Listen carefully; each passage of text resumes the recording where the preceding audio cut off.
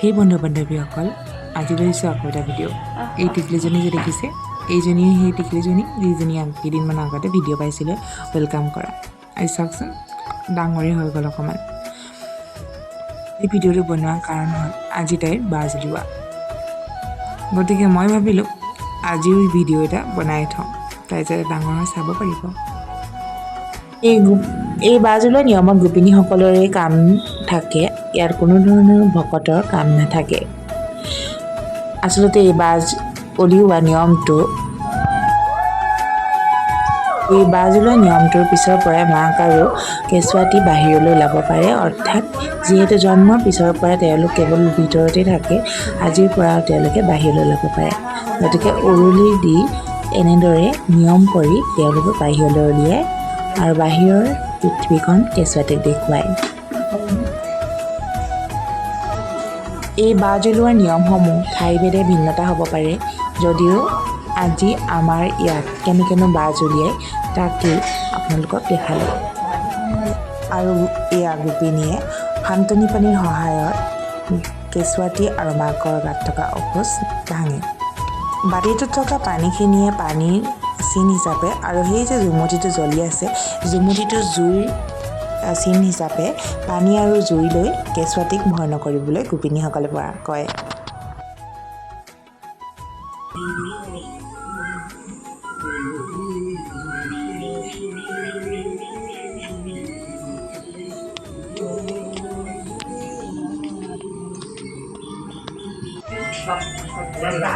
সকলোখিনি নিয়ম হৈ যোৱাৰ পাছত এয়া গোপিনীসকলে কেঁচুৱাটিক আশীৰ্বাদ প্ৰদান কৰিছে যাতে তাই ভালদৰে থাকে।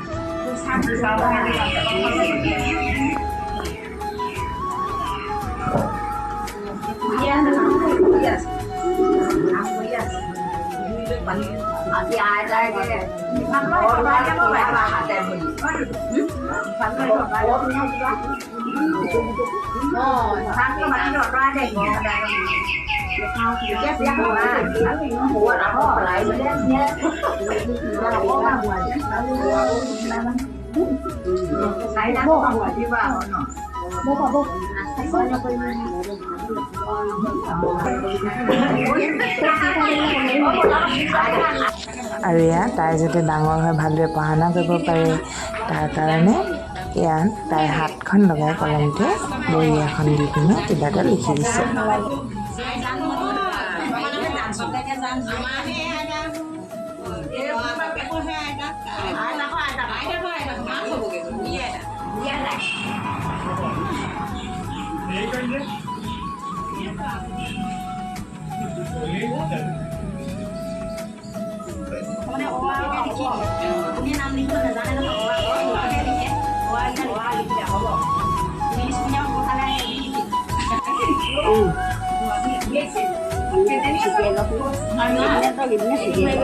সকলোখিনি নিয়ম হৈ যোৱাৰ পাছত প্ৰসাদ আৰু জালুক মিহলি কৰি প্ৰসাদ হিচাপে দিয়ে আৰু ইয়াত গোপিনীসকলক চাহ দি থকা হৈছে। আমিও চাহ খালোঁ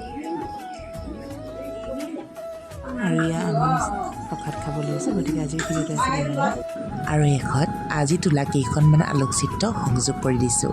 আজিলৈ আহিছোঁ, বাই।